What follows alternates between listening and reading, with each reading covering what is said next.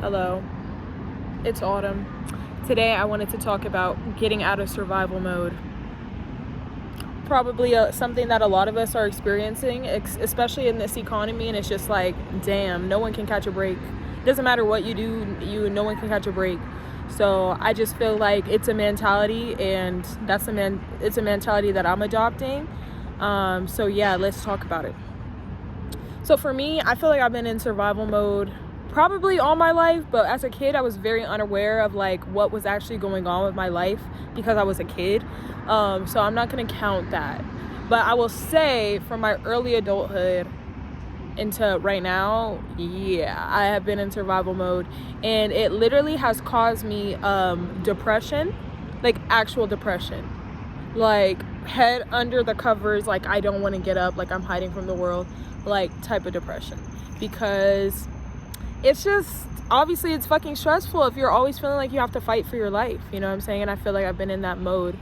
And then another thing that I noticed that it was making me do is like when I go into a new space, like I don't really feel comfortable like being like, oh hi, like I'm Autumn. Like even that simple thing, I haven't been comfortable with doing that. And I was reflecting on why, because I feel like I've gotten so many like so many people are like, she's weird because like I don't speak, like, you know what I'm saying? Like I'll just go in I'm like very shy and very timid, and I'm like that in a lot of social settings. And I think it's also a symptom of being in survival mode, because it's like I don't have that confidence to just take up space and like even introduce myself and just say my name. And it's just because I'm thinking about so many other things, about like, how am I going to do this, or how am I going to do this, or sometimes like, how am I going to get home, am I going to do this, am I going to do that? And it's just like I haven't really had that space to just be like fully who I am as a person.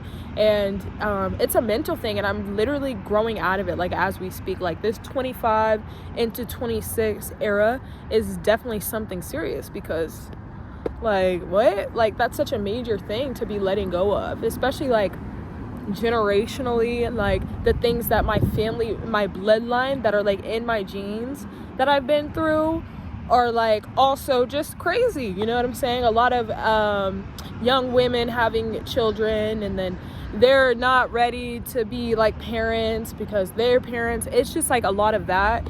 And I don't know, I just think it's kind of fucked me up a little bit. I think it kind of fucked me up a little bit.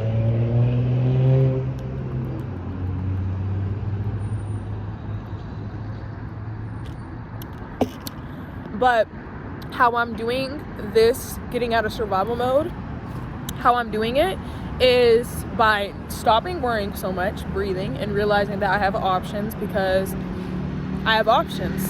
I know what to do. I know how to communicate. I know how to, like, I'm emotionally mature. I'm emotionally sound. Like, using the tools in my arsenal to calm my ass down. And then also, like, part of it is just like letting the past go, letting go of like all of my toxic habits. Well, most of them. I'm a human being. I'm just human, so I'm not going to be perfect. But letting go of toxic habits, toxic people, toxic environments, people who don't believe in your dreams, because not even because they're so malicious, it's just because they can't. They can't believe in their dreams because they don't believe in your dreams, and it's just too much. So separating myself from that energy and being okay with standing on my own, and, you know, knowing that I have people who love me and support me and genuinely do want to see me do well, but also knowing that there's some people who cannot meet you where you're at. There's some people who just can't see what you can see, and that's okay. You need to go separate yourself and fulfill your visions instead of trying to talk to people about them, because people, it don't be clocking. It don't clock to people, you know what I'm saying? So surrounding yourself with people who aren't constantly doubting themselves, therefore they're constantly going to be doubting you, and they're going to constantly put all this dark energy onto your visions and stuff like that. Like, you have to let some of that go too, and not in like any kind of fuck you way. But I have learned, because like one thing about me is I'm like a very loving person, you know? So basically when I reflect on my past, I see it with love. I see it with loving eyes. I see it with like, oh, I was so grateful for this time, or like, you know, like even my worst living situation ever, like well, supposedly my worst, because I didn't have a room, I didn't have a bed, you know, and I was struggling, and I didn't know what to do. I was so young and I really didn't know what to do. It was like that time where like I should have still like had a space at my parents' house, but like I left my mom's house, and then like, you know, I went to my dad's, and then he didn't really have a space for me, so I was just like literally sleeping in his living room. And this lasted like 6 to 8 months, and that is seemingly a terrible situation. It seems so bad. Like, it seems like, you know, I would be crying every day and stuff, but I wasn't. I was not crying every day. I made some of the best art I've ever made. I was so clear-headed, you know what I'm saying? Because I literally woke up and I was so grateful still every day. And even when I go to my dad's house, like, I'm always like, I used to live with you guys. Like, I can't believe I used to live here. Like, you know what I'm saying? Because it just makes me like, it's a fond memory of my life. And I think another thing about that is because I see myself as somebody who is constantly growing.